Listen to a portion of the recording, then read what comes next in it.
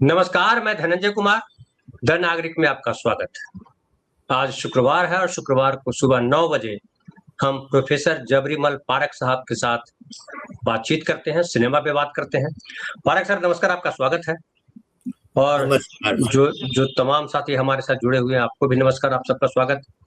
Parekh sir, आज बात करेंगे श्याम बेनेगल साहब पर। श्याम बेनेगल साहब का थोड़ा-सा परिचय मैं दे दूँ तो श्याम बेनेगल जो है वो विज्ञापन फ़िल्मों की दुनिया से आए थे। जो एड फ़िल्में बनाया करते थे, वहाँ से अपना करियर शुरू किया और सैकड़ों की संख्या में विज्ञापन बनाए। उसके बाद पहली फ़िल्म उन्होंने डायरेक्ट की थी 1974 में, अंकुर नाम की फ़िल्म थी और उसमें उनको भारी प्रशंसा मिली।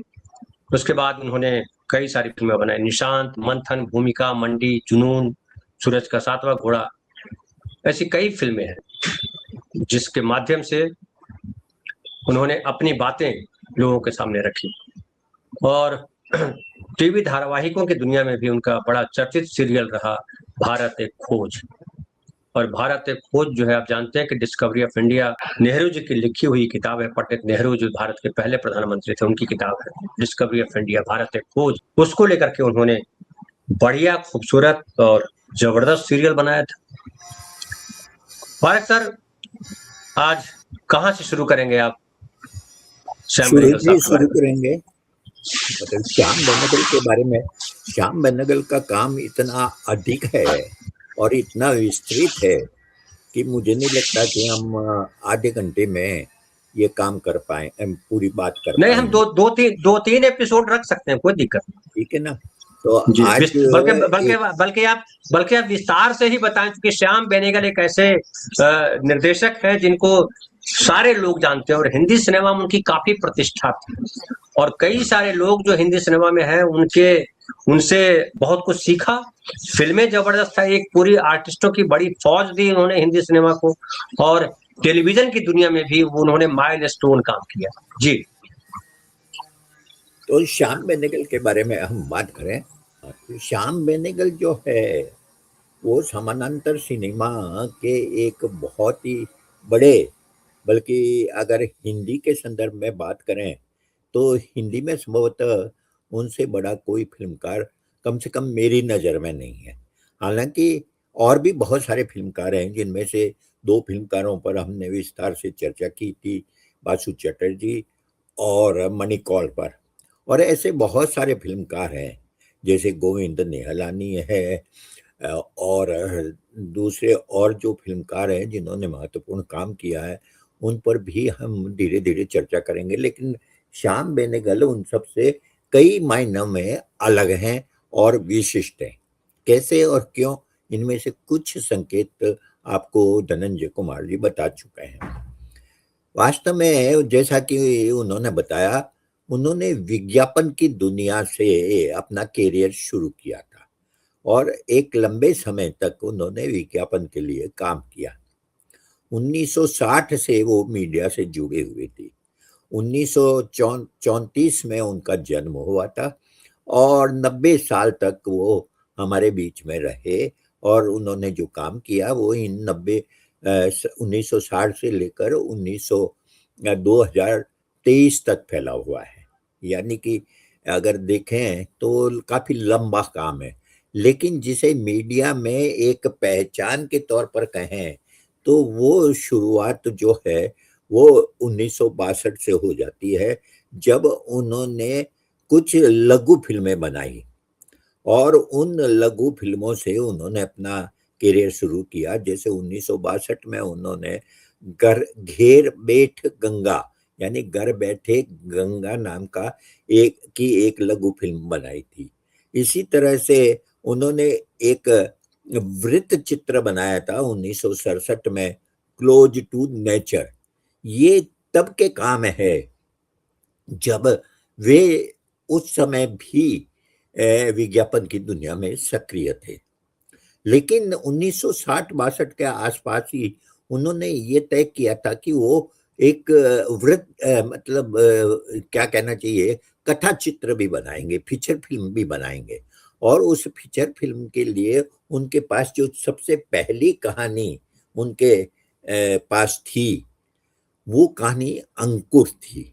लेकिन अंकुर फिल्म को फिल्माने के लिए या उसके लिए उसका निर्माण करने के लिए जो वित्तीय सहायता है, वो काफ़ी समय तक उनको नहीं मिली, क्योंकि वो एक बिल्कुल अलग तरह की फ़िल्म बनाना चाहते थे और वो अंकुर को क्षेत्रीय भाषा की फ़िल्म के तौर पर बनाना चाहते थे, हिंदी फ़िल्म के तौर पर नहीं।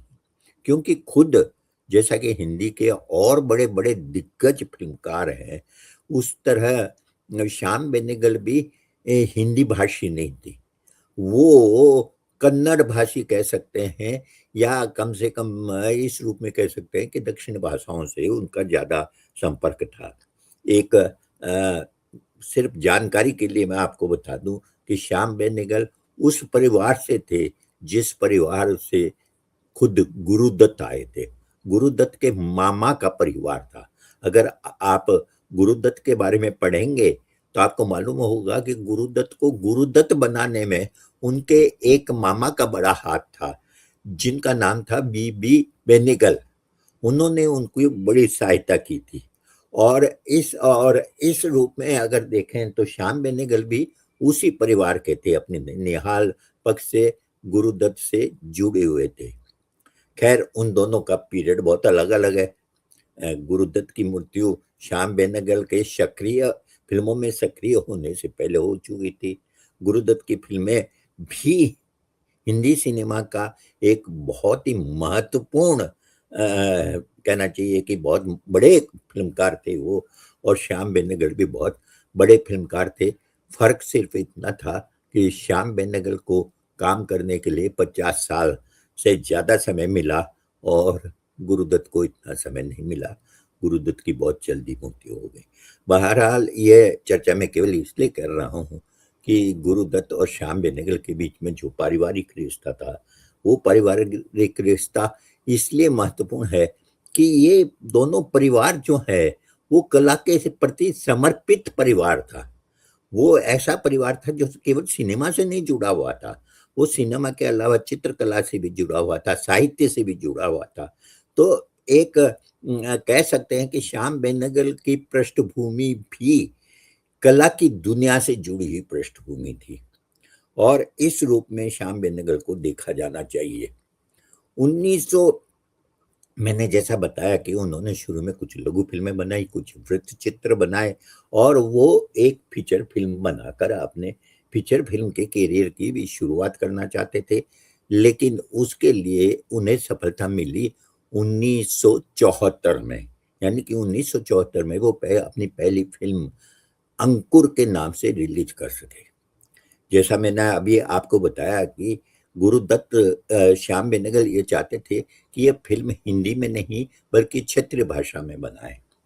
लेकिन जिस कंपनी ने ब्लेज कंपनी जो एक विज्ञापन दाता कंपनी थी और जिससे श्याम बेनेगल बहुत लंबे समय तक जुड़े रहे, उन्होंने श्याम बेनेगल को सलाह दी कि आप जिस तरह की फ़िल्म बनाना चाहते हैं, वह फ़िल्म अगर आप ज़्यादा से ज़्यादा लोगों तक पहुँचाना चाहते हैं, तो उसे हिंदी में बनाइए और तब श्याम बेनेगल ने अंकुर हिंदी में बनाई।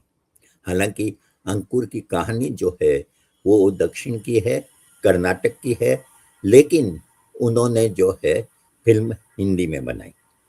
हम इस अंकुर पर भी विस्तार से चर्चा करेंगे, लेकिन एक बार हम ये देख लें कि श्याम बेनेगल ने किन-किन क्षेत्रों में काम किया। जहाँ तक फ़िल्मों का सवाल है, उन्होंने उनकी पहली फ़िल्म 1974 में रिलीज़ हुई, जैसा अभी बताया गया, अंकुर। और वहाँ से लेकर उनकी जो अंतिम फ़िल्म है, वो थी मुजीबुर रहमान पर। Mujib the making of a nation नाम की उन्होंने बंगला और हिंदी 2 भाषाओं में फ़िल्म बनाई थी। ये उनकी आखिरी फ़िल्म थी जो 2023 में रिलीज़ हुई। आप खुद सोचिए कि जिस व्यक्ति की पहली फ़िल्म 1974 में रिलीज़ हुई और अंतिम फ़िल्म 2023 में, तो 49 साल का ये दौर है और ज़ाहिर है कि पहली फ़िल्म जो 1974 में रिलीज़ हुई, उस पर काम तो वो बहुत पहले से कर चुके थे।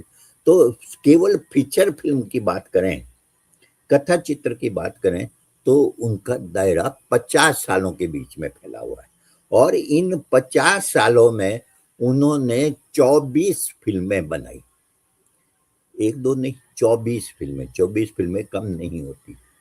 फिल्में तो बड़ी संख्या में बहुत लोग बना सकते हैं, लेकिन जहां अंडरलाइन करने वाली बात जो है श्याम बेनेगल के बारे में, वो यह है कि उनकी 24 के 24 फिल्में जो है वो साधारण फिल्में नहीं है, वो उत्कृष्ट फिल्में हैं। वो ऐसी फिल्में हैं जो हिंदी फिल्म परंपरा को बहुत मजबूत करती है। तो इस रूप में अगर देखें तो 24 फिल्में जो है वो संख्या कम नहीं है, लेकिन 24 फिल्मों को उत्कृष्ट बनाना, उसमें कोई भी फिल्म ये नहीं कह सकते हम कि वो गैर जरूरी हो या असावधानी वश बनाई गई हो या चलता हुआ काम हो। नहीं, कोई फिल्म ऐसी नहीं है। हर फिल्म अपने में महत्वपूर्ण है और हम उसमें सबकी चर्चा करना तो निश्चित ही बहुत मुश्किल होगा, लेकिन हम उनमें से कुछ फिल्मों की थोड़ी विस्तार से चर्चा करेंगे आगे। इन फीचर फिल्मों के बाद जिस क्षेत्र में उन्होंने महत्वपूर्ण काम किया वो था धारावाहिकों के क्षेत्र में। और धारावाहिकों के क्षेत्र में उन्होंने दूरदर्शन के लिए 6 तरह के धारावाहिक बनाए, 6 धारावाहिक बनाए, जिसमें पहला, जिसकी चर्चा अभी धनंजय कुमार जी कर चुके हैं, भारत एक खोज, जो जवाहरलाल नेहरू की प्रसिद्ध पुस्तक डिस्कवरी ऑफ इंडिया पर आधारित है। यहां फिर मैं ये बताना चाहता हूं, खास तौर पर ध्यान देने की बात है कि एक इतिहास संबंधी पुस्तक जो गंभीर एकेडमिक अभ्यास के बाद, प्रैक्टिस के बाद लिखी गई थी, जो हिंदुस्तान के इतिहास की सबसे महत्वपूर्ण पुस्तक में से एक मानी जाती है, जिसे आजादी की संघर्ष के दौरान जेल में रहते हुए जवाहरलाल नेहरू ने लिखी थी, उस डिस्कवरी ऑफ इंडिया को उन्होंने एक धारावाहिक में बदला। और बड़ी बात यह है कि वो धारावाहिक में जब बदला तो वो केवल ऐसा इतिहास नहीं था जो सिर्फ एकेडमिक लोगों के लिए, इस जो बौद्धिक प्रवृत्ति के लोग हैं उनके लिए ही महत्वपूर्ण था। श्याम बेनेगल ने इस पूरे इतिहास को उन साहित्यिक कृतियों और दूसरी कृतियों जो उस दौरान में लिखी गई या बाद में लिखी गई, उसको उन्होंने कथा चित्रों की तरह फिल्मांकित करते हुए इस पूरे भारत एक खोज को निर्मित किया, जो लगभग नहीं, 53 एपिसोड में बना था।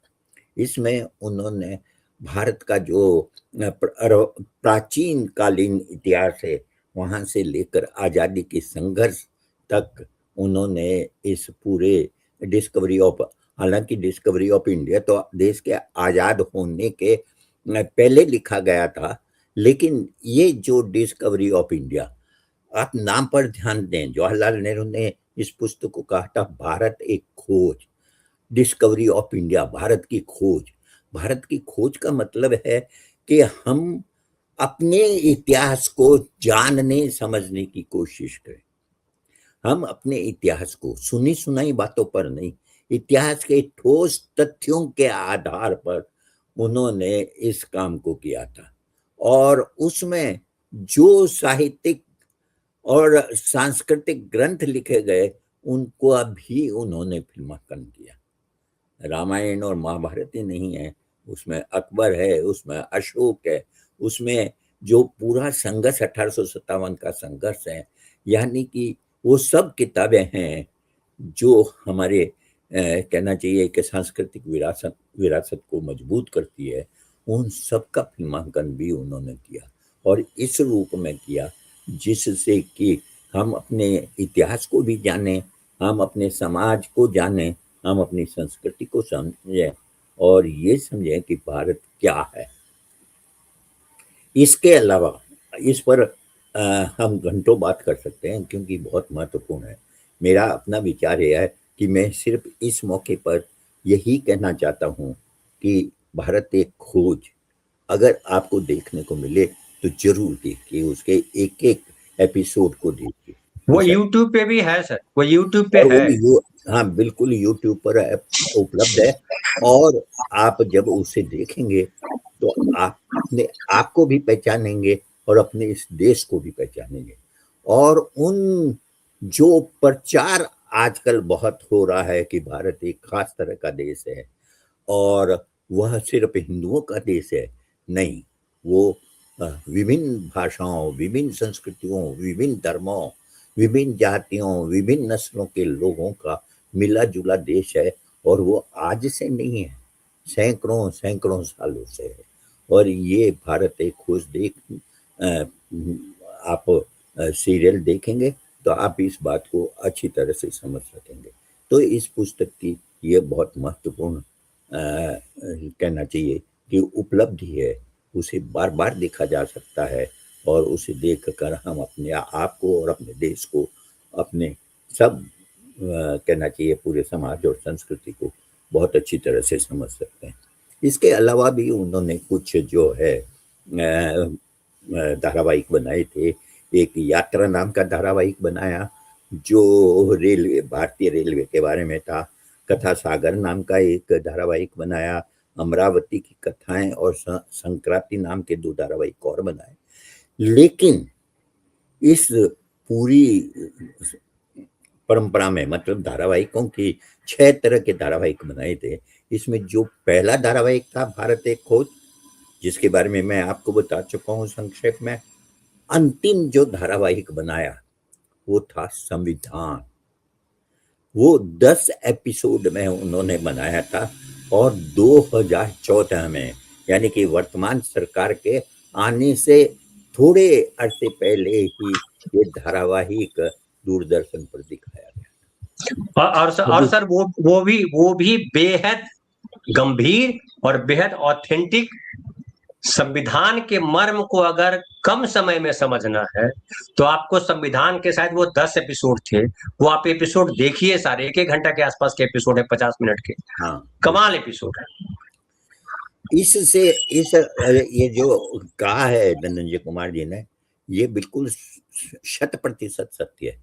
ये आपको केवल ये नहीं बताता है कि हमारे संविधान में क्या है, बल्कि उससे ज़्यादा महत्वपूर्ण वो यह बताता है कि जो मूल्य, जो सिद्धांत जिस पर ये हमारा संविधान टिका हुआ है, वह सिर्फ लिखा नहीं गया था। वो 3 साल लंबे बहस के बाद, और वो 3 साल लंबी बहस 1946 से लेकर 1949 तक वो बहस किसके बीच चली? 300 लोगों के बीच, जो भारत नामक, जिसे हम भारत देश कहते हैं, उसके विभिन्न वर्गों के लोगों का प्रतिनिधित्व करने वाले लोगों का जो समूह, जिनसे संविधान सभा बनी, उन 300 लोगों के बीच में लगातार 3 साल तक जो बहस चली, उस बहस का नतीजा था।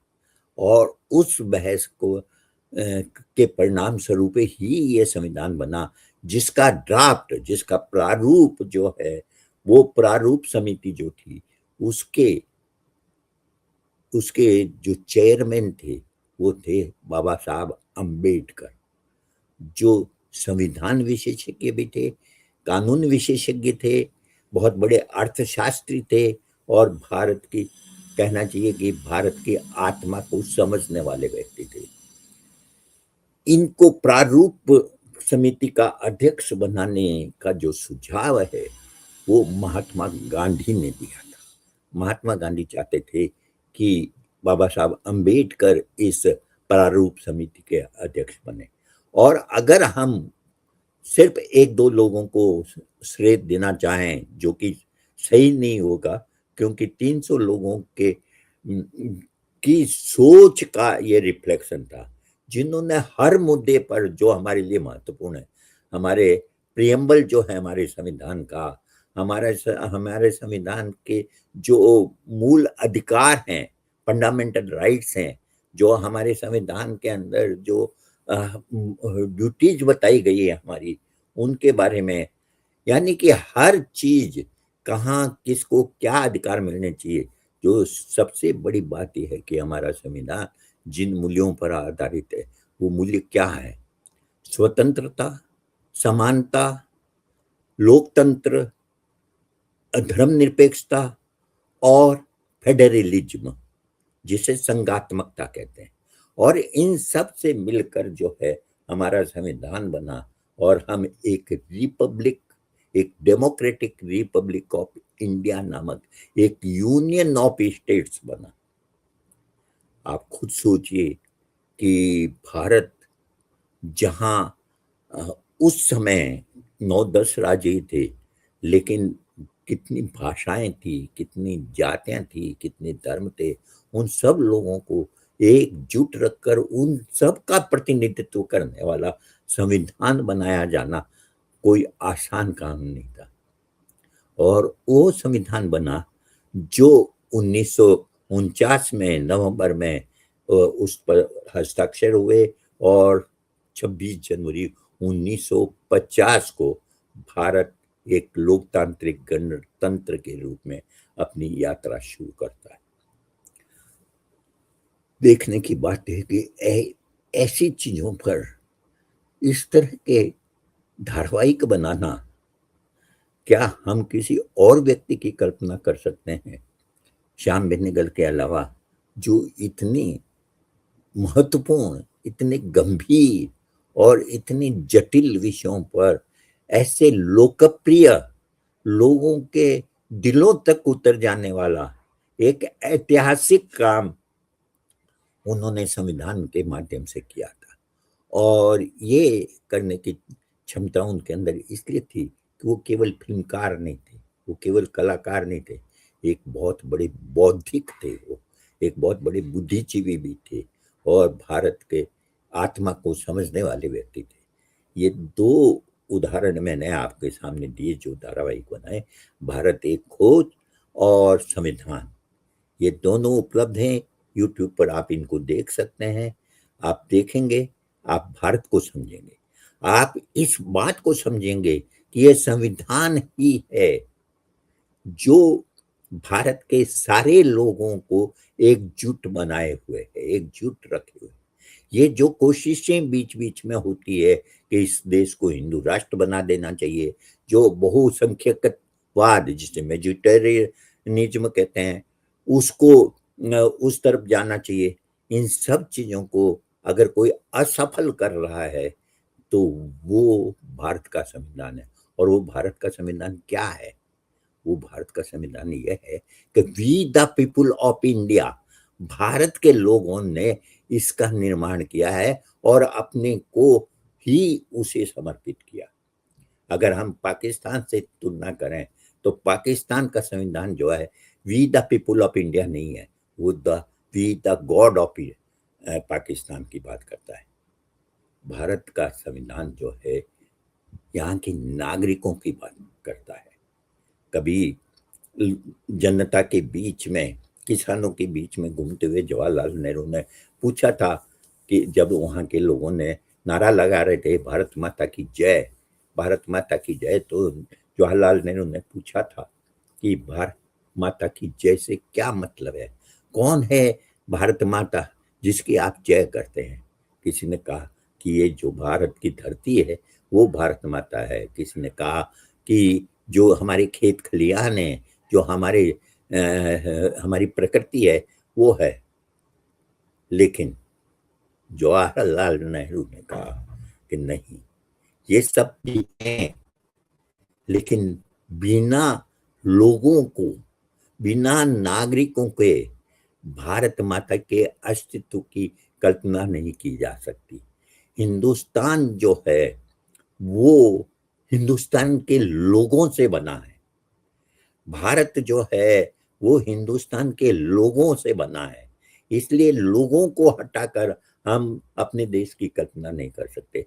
और जब हम लोगों की बात कर रहे हैं तब वे सब लोग जो इस धरती से जुड़े हुए हैं, इस धरती के नागरिक हैं, और वे चाहे हिंदू हो, मुसलमान हो, या किसी भी स्त्री हो, पुरुष हो, ब्राह्मण हो, दलित हो, हर एक जो है वो भारत है और भारत माता है। तो इस रूप में उन्होंने कहा था। और ये जो बात है, इस बात की प्रेरणा आप देखेंगे कि हमें श्याम बेनेगल के इन दोनों महत्वपूर्ण धारावाहिकों में देखने को मिलती है। और एक और बात मैं कहना चाहता हूँ कि जो इनकी प्रेरणा थे, जवाहरलाल नेहरू, कहीं न कहीं मुझे ऐसा लगता है कि श्याम बेनेगल जो है, वो जवाहरलाल नेहरू, या जिसे नेहरू युग कहते हैं, उस नेहरू युग का जो प्रभाव हिंदी सिनेमा पर या भारतीय सिनेमा पर दिखाई देते हैं, उसके अंतिम सबसे बड़े स्तंभ थे श्याम बेनेगल। और इस रूप में अगर हम उनकी फिल्मों के बारे में, उनके वृत्त चित्रों के बारे में, उनके धारावाहिकों के बारे में हम बात करें, तो हम पाएंगे कि ये जो विचारधारा थी जवाहरलाल नेहरू की, इस विचारधारा का प्रभाव श्याम बेनेगल के पूरे कृत्य पर, पूरे काम पर दिखाई देता है। चाहे वो उनके वृत्त चित्र हों, चाहे धारावाहिक हो, चाहे लघु फिल्में हों, किसी भी तरह का काम हो और फिल्में हों, इन सब पर हमें इस नेहरू, मैं उसे केवल नेहरू तक सीमित नहीं करना चाहता। नेहरू पर उन्होंने वृत्त चित्र भी बनाया था, सत्यजीत राय पर भी बनाया था, और बहुत सारे वृत्त चित्र बनाए। लेकिन अगर सही मायने में हम श्याम बेनेगल का मूल्यांकन करना चाहते हैं, तो श्याम बेनेगल पर महात्मा गांधी, जवाहरलाल नेहरू और अंबेडकर की विचारधारा का प्रभाव। और ये संयोग नहीं है कि दो महत्वपूर्ण जो पुस्तकों, दो महत्वपूर्ण भारत के महान ग्रंथों पर उन्होंने जो धारावाहिक बनाए, वो उन धारावाहिकों में हम इन तीनों के विचारों की अभिव्यक्ति देख सकते हैं। तो कहने का मेरा तात्पर्य यही है कि अगर हम श्याम बेनेगल को समझना चाहते हैं, तो केवल उनके वृत्त चित्रों, उनकी फिल्मों के माध्यम से ही नहीं, उनके दूसरे कामों से भी हमें समझना होगा। और वे काम जो है इन फिल्मों से अलग भी है। हालांकि फिल्मों पर जो काम किया है वो भी कोई कम महत्वपूर्ण नहीं है, जिस पर हम विस्तार से आगे चर्चा करेंगे। जहां तक वृत्त चित्रों का सवाल है, डॉक्यूमेंट्रीज भी श्याम बेनेगल ने बहुत बनाई, लगातार बनाई। उन्होंने 1967 में, जैसा मैंने कहा, क्लोज टू नेचर नाम की जो है उन्होंने वृत्त चित्र बनाया था। और अपनी पूरी कैरियर में, यानी कि फिल्में बनाने से पहले से उन्होंने 1967 से डॉक्यूमेंट्रीज बनानी शुरू कर दी थी। और उन्होंने 40 डॉक्यूमेंट्रीज बनाई है। 40 कोई कम संख्या नहीं होती। 40 डॉक्यूमेंट्रीज। आप विचार कीजिए, एक ऐसा फिल्मकार जिसने करीबन 50-55 साल काम किया, उसने 24 फिल्में बनाई, फीचर फिल्में, पूरी लंबाई की। उसने 40 वृत्त चित्र बनाए, उसने 6 धारावाहिक बनाए, उसने 4 लघु चित्र बनाए। इतना काम किया। एक आदमी, क्या हम कल्पना कर सकते हैं कि कोई व्यक्ति इतना काम कर सकता? और ये जो 40 वृत्त चित्र हैं, ये तरह तरह के हैं।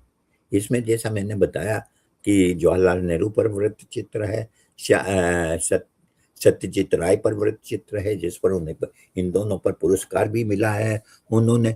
उसके अलावा उन्होंने प्रकृति पर बनाए हैं, भारत के उद्योगीकरण को लेकर कई तरह के उन्होंने वृत्त चित्र बनाए हैं। तो इस तरह से जो है इनका जो कार्य क्षेत्र है, वो कार्य क्षेत्र बहुत बड़ा है। और इतने बड़े कार्य क्षेत्र पर के बारे में अगर हम विचार करें, बात करें, तो निश्चित रूप से हमारा अपना भी अध्ययन बहुत होना चाहिए। श्याम बेनेगल के काम से हमें बहुत अधिक परिचित होना चाहिए। अगर हम परिचित नहीं होंगे तो फिर हम उनके महत्व को नहीं समझ सकते। आज हम सिर्फ यही एक भूमिका सी हमने बांधी है श्याम बेनेगल के काम की। अगली बार हम उनके जो फिल्में हैं उन फिल्मों पर चर्चा शुरू करेंगे, सबसे पहले अंकुर पर और उसके बाद में धीरे धीरे और फिल्मों पर भी विचार करेंगे। जी बिल्कुल। धन्यवाद। और बिल्कुल खास करके अंकुर हो या मंडी हो, जुनून हो या सूरज का सातवां घोड़ा भी, तो धर्मवीर भारती के उपन्यास पे बनी हुई फिल्म थी, हालांकि बहुत सफल फिल्म नहीं रही वो। सूरज का सातवां घोड़ा बहुत सफल नहीं रही, लेकिन वो भी बड़ी बेहद चर्चित फिल्म थी धर्मवीर भारती के उपन्यास पे। बाकी संविधान और भारत एक खोज की तो जितनी तारीफ की जाए, क्योंकि कॉमन मैन के घर में पहुंचा दिया टेलीविजन के माध्यम से। हालांकि इसके लिए राजीव गांधी जी को बड़ा श्रेय जाता है। राजीव गांधी ने टेलीविजन में बहुत बदलाव किए थे। एक तरफ रामायण सीरियल आया तो दूसरी तरफ भारत एक खोज भी आया। ये अपने आप में बहुत महत्वपूर्ण है। तो बहुत बहुत धन्यवाद पारेख सर, और बहुत बहुत धन्यवाद आप तमाम साथी जो हमारे साथ जुड़े रहते हैं और सिनेमा पे लगातार देखते हैं। आपको एपिसोड अच्छा लगता है तो शेयर भी कीजिए, क्योंकि साझा करेंगे तो ज्यादा से ज्यादा लोग के पास ये सारी चीजें जा पाएंगी। और सिनेमा हमारे समाज का दर्पण, जिसे कहते हैं साहित्य हमारे समाज का दर्पण है, सिनेमा भी वही है। खास करके जिन फिल्मों की बात कर रहे हैं पारेख सर, वो भारत का गौरव है। श्याम बेनेगल जो है वो केवल एक फिल्म निर्देशक नहीं है, बल्कि भारत के गौरव निर्देशक, ये कहा जाए तो कोई अतिशयोक्ति नहीं है। तो बहुत बहुत धन्यवाद सर, और मिलते हैं फिर शाम की चौपाल। बहुत बहुत धन्यवाद। नमस्कार।